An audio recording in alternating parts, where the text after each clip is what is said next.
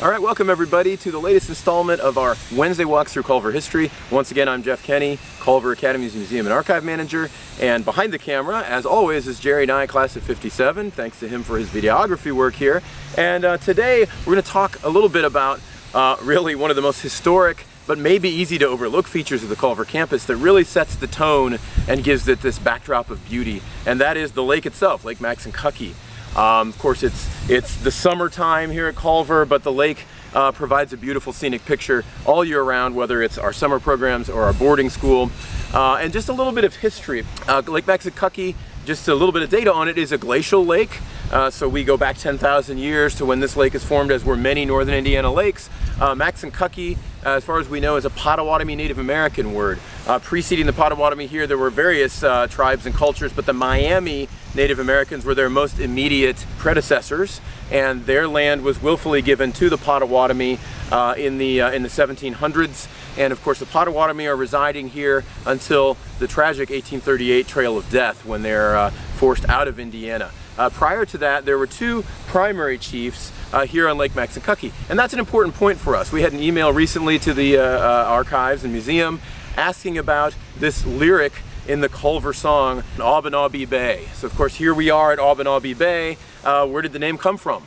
Aubeenaubee was the name of one of the two chiefs. Aubeenaubee's band was actually on the south shore of the lake, which is a bit ironic because we're standing here on the north shore. And our best guess as to why the bay ends up with his name and not a different one is because there was a rumor that Chief Aubeenaubee was buried on Mr. Culver's land there where the homestead is, at the mound we talked about in our video on the homestead. But Aubeenaubee's land extended into Fulton County on the south end of the lake. On the east shore was Chief Niswagi, sometimes spelled Neswake. The Potawatomi language was not a written language. These are phonetic spellings, including Maxinkuckee itself, that later European settlers, who first arrived, by the way, in 1836, assigned to these Potawatomi words. So Maxinkuckee itself has been debated as to what its meaning is. Is it shining waters? Is it moccasin because of its shape? There's one interpretation that says it means there is grass. So we don't know for certain, but we do know it is the second largest natural lake in Indiana. It is about 2 by 3 miles. It's 1,800 acres. Again, a glacial lake fed heavily by flowing wells, and if you're an alum or even just a visitor of the past to campus or the present, you know there are still remnants of those flowing wells in the form of the fountains that are here around the campus. Many have been, have deteriorated with time, but historically there were quite a few on the campus. And of course, those fountains are artesian wells or flowing wells, natural springs that bubble up, and the lake is fed by a number of them, both on and off the campus. Aubeenaubee was a veteran of the French and Indian Wars.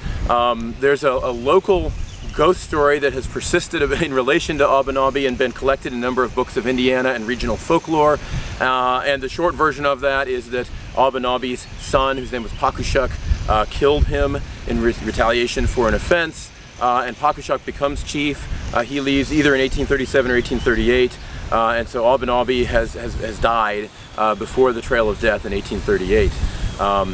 In fact, Chief Niswagi on the east shore is the Potawatomi chief chosen by the Potawatomi to represent them at the councils against the federal government's efforts to take Potawatomi land and force them away. So Niswagi was a well-regarded spokesperson for the Potawatomi and well loved by both the European settlers and the Potawatomi Native Americans. If you're familiar with the Culver area, or maybe as a student you went and got apples at Bigley's Orchard on 18B Road just off the lake, that was where Niswagi's village was located. So that's the genesis of the name Aubeenaubee Bay. I might just add there's a bit of a connection to an institution that we have a warm and long relationship to, which is Notre Dame. When the Trail of Death happens, there's a French priest who had been sent down via Notre Dame to minister to the Potawatomi. He went with them on the Trail of Death voluntarily, and he died as a result of that trip, and he is buried under the log cabin replica chapel on the campus of Notre Dame. So there's a connection here between Culver, Lake Maxinkuckee, and Notre Dame that many people may not realize. Of course, it's no coincidence that the school is situated on this lake. When founder Henry Harrison Culver is selling stoves for his wrought iron range company, of course he's captivated by Lake Maxinkuckee, and if you saw one of our previous videos on the Culver founder's home and homestead area, you know that he initially bought some land after his retirement to just rest and enjoy the peaceful and serene beauty here of Lake Maxinkuckee on the northeast shore to my right, behind me. But very early on, as he's adding his land acquisition, he gets this spot that's later going to be the home of Culver Military Academy, today Culver Academies. And one of the things he does is immediately digs out and begins draining the kind of saturated water table here through a series of canals and lagoons, which you can see in early pictures of the school. When Henry Harrison Culver buys this lakeshore, initially for the first several years of the school, which starts in 1894, it's not his first venture on the lake. That was the Culver Park Assembly Chautauqua in 1889. But in 1894, he opens Culver Military Academy. For the first several years, this shoreline is not a very beautiful shoreline, as you can see in some of the photos we'll post here. And it's really a noted outdoor landscape architect by the name of Jens Jensen, who visits the campus and convinces, by then Mr. Culver is dead. He comes first in 1911, Jens Jensen comes, and he convinces then Colonel Ginolette, who is superintendent, that something needs to be done with the lagoons and the canals that are around the campus, which were often muddy messes and drew mosquitoes and things like that. And so Jensen develops a program of using the natural beauty of the lakeshore to enhance it and just elevate it. Jensen, by the way, is a collaborator of with Frank Lloyd Wright. Historically, he's sometimes known as the Frank Lloyd Wright of outdoor landscape architecture. He's kind of a renowned figure in that world. Jensen also designs our senior class ring. He makes several visits to the campus, actually, so he has a significant impact on the campus. Obviously, as we open our summer programs in 1902, the lakeshore becomes an important feature. The naval pier is added very quickly for our naval program to operate out of. We're going to have a separate video just on the naval building and the naval school, and as a feature. But of course, the lakeshore is an important part of those programs. There was a swimming and diving pier over on the more western section of campus near the Legion building. That was an important part of the summer program as well, and used to have high dives and etc. And of course, another signature feature of our campus that's right along the lakeshore is our Reveille cannon and retreat cannon. This is a World War II era gun, and of course, still today, when school is in session, that cannon is fired in the morning and the evening. A kind of humorous feature of both the word Maxinkuckee and we referenced Ginolette, who goes on to become Brigadier General Ginolette and a superintendent for many years. When Will Rogers was here, his son was a cadet at Culver at the time. Will Rogers visited and appeared on WCMA radio here on campus, and his joke was that in order to graduate from Culver, you had to spell both Maxinkuckee and Ginolette.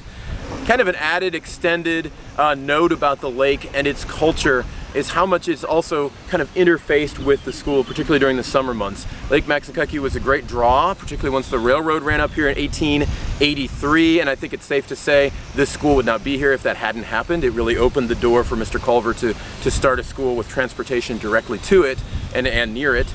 But the lake community itself had a relationship with the school. So you had folks like Cole Porter spending his childhood on the lake, Kurt Vonnegut, the author, and his family, the Marmon family that built the first Indy 500 winning car, the Ball family of Ball State and Ball Jars. There are so many, and we could spend an entire separate video talking about that. So the lake itself has a fascinating, rich history of culture and interesting historical figures. And many of them had descendants who attended Culver in one form or another.